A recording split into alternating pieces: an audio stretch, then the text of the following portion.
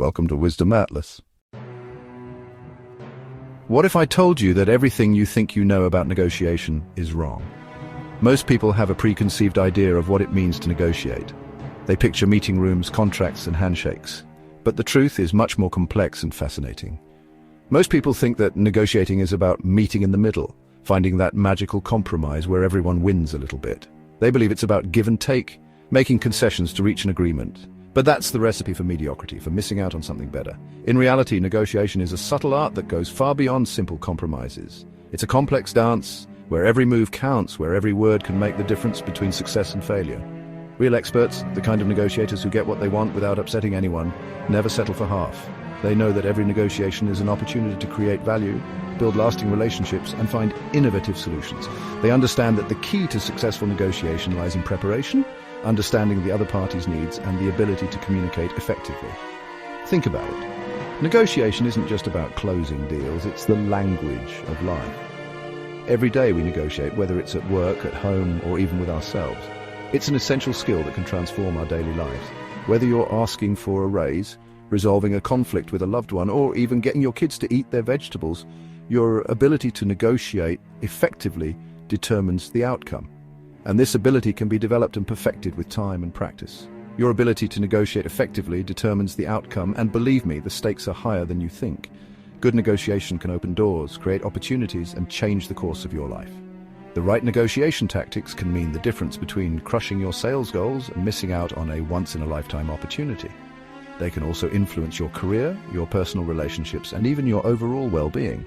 Successful negotiation can build trust, improve communication, and create stronger bonds. It can mean the difference between a fulfilling relationship and years of resentment. By mastering the art of negotiation, you can take control of your life and achieve your goals with greater ease. It can even mean the difference between getting what you want and feeling powerless. So, subscribe to the channel, because in this video, I'm going to reveal the same psychological strategies I've used to disarm terrorists and negotiate hostage releases. These techniques aren't just for extreme situations, they're applicable to all aspects of life. And the best part, these strategies work in any situation. Whether you're negotiating a business deal or resolving a personal conflict, these techniques will serve you well. Get ready to change the way you negotiate forever. By embracing these techniques, you can approach every negotiation with confidence and competence and achieve results you never thought possible. Negotiation is a powerful skill that can transform your life. So stick with us and discover how to become a master of negotiation.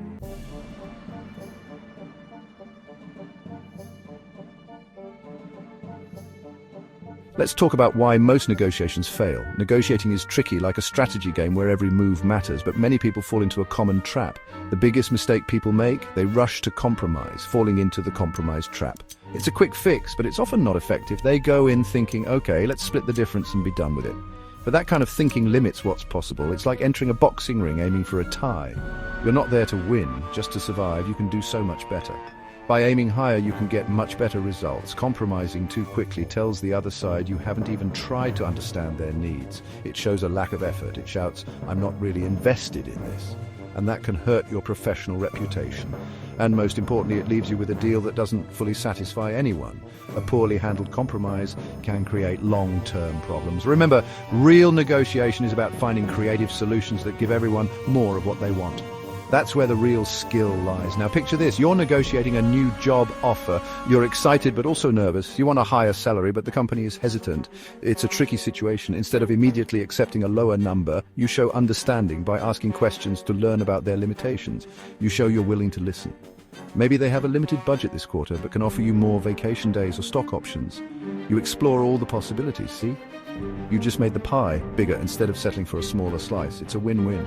Negotiation is like a chess game. You have to think several steps ahead. Every move should be calculated. Don't be afraid to push, to ask for what you deserve. Confidence is key. The worst they can say is no, and even then, you can use that no to your advantage. A rejection can open the door to new opportunities. We'll talk more about that later. There's always a chance to come back to the negotiating table. But for now, remember that compromise is often the easy way out. Look for solutions that truly add value.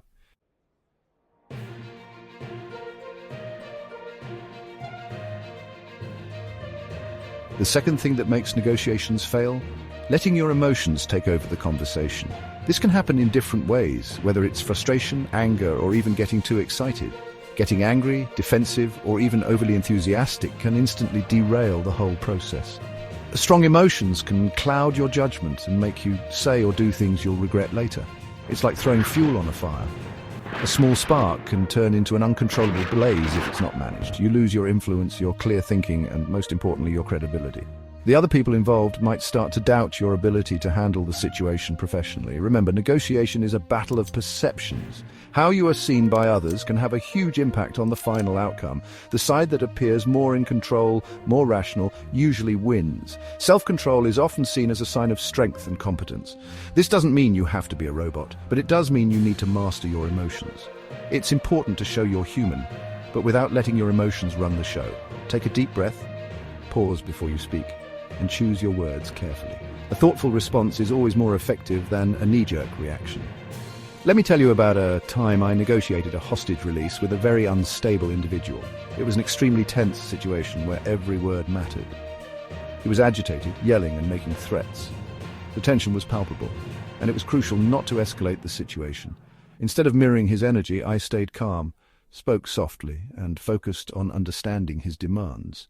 By keeping my cool, I was able to build a rapport. By actively listening and acknowledging his emotions, I was able to de-escalate the situation and secure the hostage's release. This experience taught me the importance of emotional control in critical moments. The same principles apply to any negotiation, whether it's in a boardroom or out in the field. Managing emotions is key. If someone starts raising their voice or making personal attacks, don't take the bait. Responding with calmness and professionalism can often diffuse a tense situation. Stay calm, composed, and focused on the problem at hand. A clear head is your greatest asset in a negotiation. Remember, the moment you lose your cool, you lose control of the negotiation. Self-mastery is the key to successfully navigating the choppy waters of negotiations.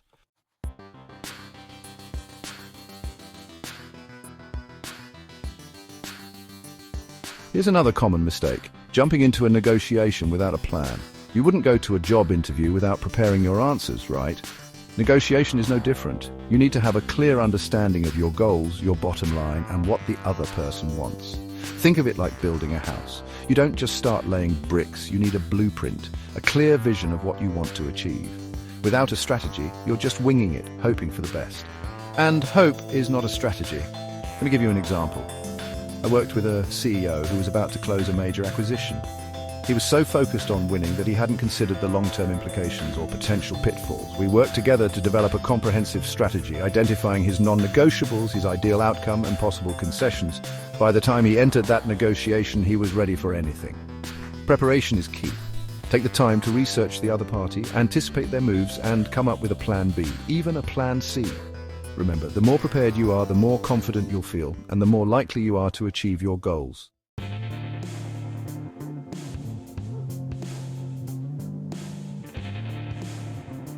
Now let's dive into some powerful tactics that can transform your negotiations. One of the most effective strategies is also one of the simplest: active listening. Most people think negotiating is about talking, making your point, but the real key is getting the other side to talk. You see, most people are so caught up in their own needs and viewpoints that they completely miss what the other party is actually saying. They suffer from what I call the illusion of control, the belief that they're in charge when in reality they're just passengers. Here's the secret: the person asking the questions controls the conversation. By asking the right questions, you can subtly guide the other party to reveal their true motivations, fears, and aspirations. And once you understand their needs, you can tailor your approach to create win-win solutions. Remember, information is power. The more you know about the other person's perspective, the stronger your position. So the next time you're in a negotiation, resist the urge to dominate the conversation. Instead, focus on open-ended questions, the ones that can't be answered with a simple yes or no.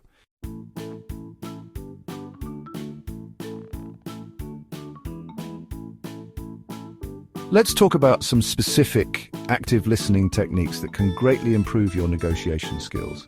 One of my favorites is mirroring, which is simply repeating the last few words or the most important part of what the other person just said. It might seem strange at first, but mirroring is incredibly powerful. It shows the other person that you're really listening, that you understand their point of view. And when people feel listened to, they're more likely to open up and reveal valuable information. Another effective technique is labeling, which involves acknowledging the other person's emotions. For example, you might say, "It seems like you're frustrated," or "I understand this is a sensitive topic for you."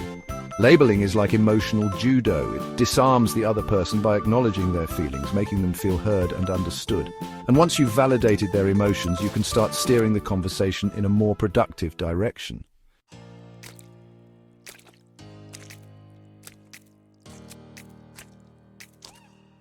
Silence can be your best friend in a negotiation. After asking a question or making a point, resist the urge to fill the silence. Let it hang in the air for a moment. This strategic pause can be incredibly powerful, prompting the other person to elaborate or reveal more than they intended. Another powerful technique is paraphrasing, which involves summarizing what the other person said in your own words. This shows that you're truly listening and ensures that you're both on the same page.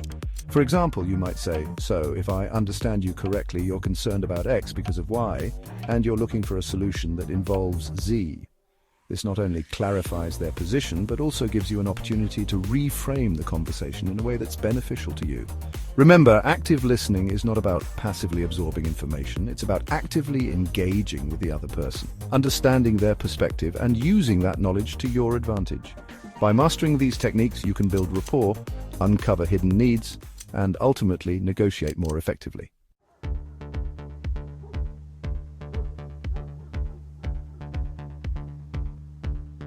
In the world of negotiation, there's one word many people fear: no. But here's a secret. No isn't a rejection, it's an invitation to explore further. Actually, hearing no can be a good thing. It means the other person is engaged in the conversation and is willing to share their boundaries. When you hear no, it gives you a chance to dig deeper, understand their concerns, and find some common ground. Don't be afraid to dig in and ask questions like, "What's stopping you from saying yes?" Or "What would it take for this to work for you?" Remember, every no gets you closer to a yes.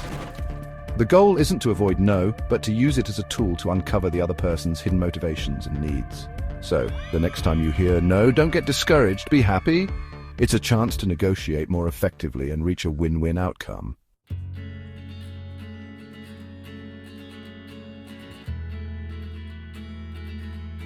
Now let's talk about how you handle objections. This is where empathy comes in. Empathy doesn't mean agreeing with the other person, but it means understanding where they're coming from. It's the ability to put yourself in their shoes and see the world from their point of view. When you show empathy, you reduce tension and build a connection. You show the other person that you're really listening and that you care about their concerns. One way to show empathy is to use the mirroring technique. Mirroring is simply repeating the last few words or the last sentence of what the other person said, usually in the form of a question. This makes them feel heard and encourages them to open up more. For example, if they say, "Your price is too high," you can respond with, "Too high?" This invites them to explain their reasoning without feeling attacked. Remember, people want to do business with those they trust and feel comfortable with. By showing empathy, you create an environment of trust and respect, which paves the way for a successful negotiation.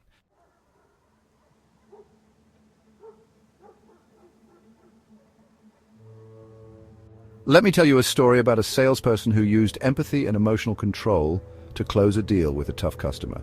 The salesperson, let's call him David, was in talks with a potential client who was known to be difficult. From the start, the client was defensive and hostile, rejecting all of David's offers. Instead of getting pulled into a fight, David took a step back and listened carefully to the client's concerns. He used the mirror technique to show he understood and asked open-ended questions to dig deeper into their objections. Through empathetic listening, David discovered that the client had a bad experience with another company in the past, which made them wary of making a new deal. David acknowledged their feelings and reassured the client that he understood their caution. By directly addressing their concerns and building a connection based on understanding, David was able to ease the tension and build trust. The client, disarmed by David's empathetic approach, lowered their guard and became more open to his suggestions. Finally, they reached an agreement that worked for both sides.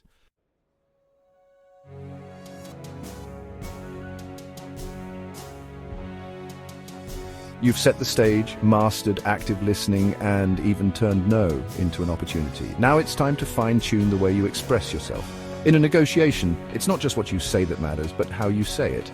Think of your voice as an instrument. You can use it to soothe, persuade, or even assert dominance when necessary. Remember, the lower your tone, the more powerful you appear. A calm and steady voice conveys confidence and self-control. On the other hand, a high-pitched or shaky voice can betray nervousness and weaken your position. Practice modulating your tone, finding that sweet spot where you project authority without sounding aggressive. Mastering your tone takes practice. One trick I used at the FBI was to practice reciting my lines as if I were performing a dramatic monologue. It may sound silly, but it helps you find the nuances of your voice and control its impact. Remember, your voice is a powerful tool in your negotiation arsenal. Use it wisely.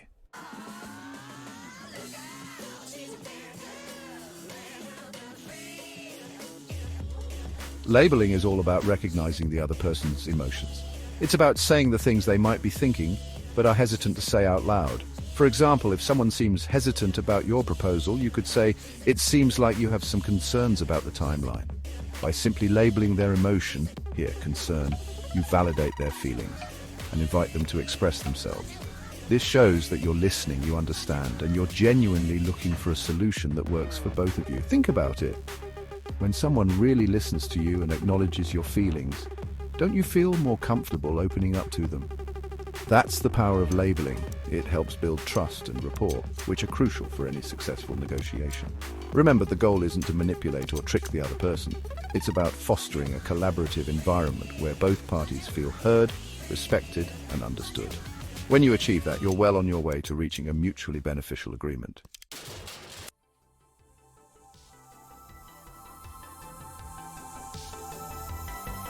Now, let's talk about framing. The way you phrase your requests can make all the difference in getting a yes. The key is to phrase things in a way that reduces resistance and makes the other person more open to your proposal. For example, instead of saying, "I need this by Friday," try saying, "Would it be possible to have this by Friday?" That would be extremely helpful for keeping the project on track. See the difference? The second way puts the focus on working together and mutual benefit, making it easier for the other person to agree. Another powerful framing technique is using loss aversion. People are naturally more motivated to avoid losing something than to gain something. So, instead of focusing on what they stand to gain, highlight what they might lose by not accepting your proposal. Remember, negotiation is a dance, not a battle. By mastering your tone, using labeling techniques, and framing your requests effectively, you can lead this dance towards a harmonious resolution that benefits everyone.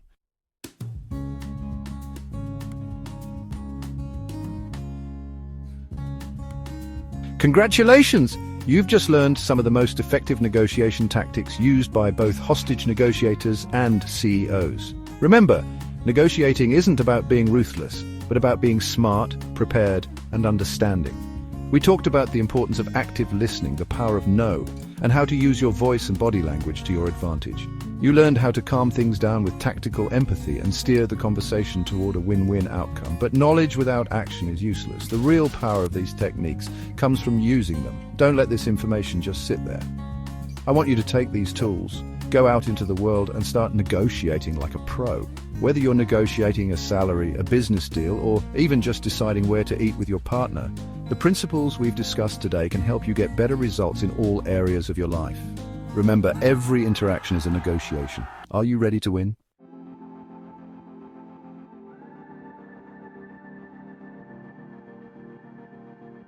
Now, I have a challenge for you. I want you to pick one technique from this video and try it out within the next 24 hours. It could be anything from using a late-night DJ voice, asking calibrated questions, or simply practicing the mirror technique. Choose one thing and commit to doing it. Pay attention to how people react. You might be surprised how effective these seemingly simple techniques can be. Remember, mastery comes from consistent practice. The more you use these skills, the more natural and instinctive they will become. Think about it. Every successful negotiation boosts your confidence and sets you up for future success. Don't underestimate the power of small steps. Start today and watch yourself become a more persuasive and influential communicator.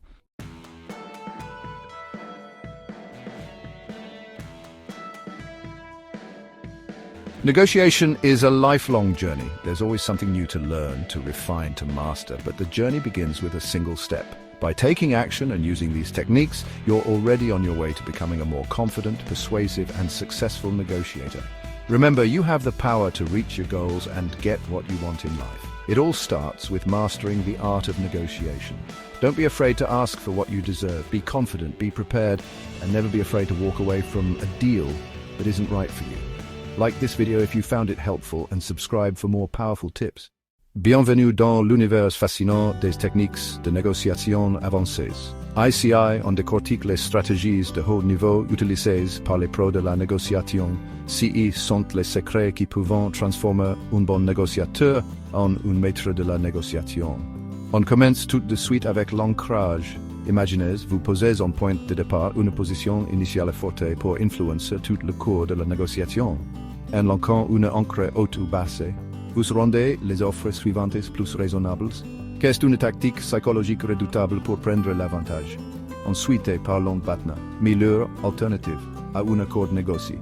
Connaître votre BATNA, c'est avoir un filet de sécurité, un plan B si les négociations échouantes. Plus votre BATNA est solide, plus vous avez des pouvoirs à la table des négociations.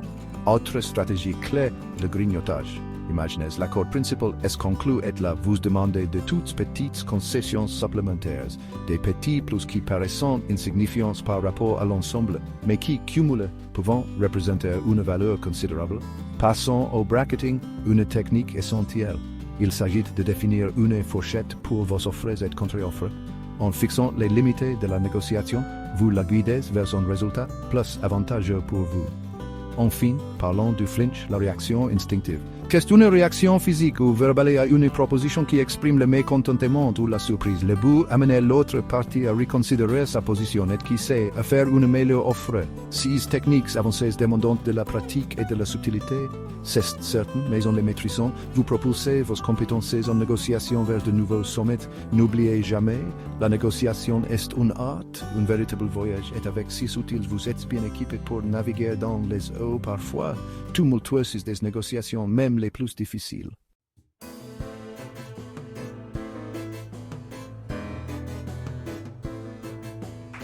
Thank you for joining me on this journey into the fascinating world of negotiation.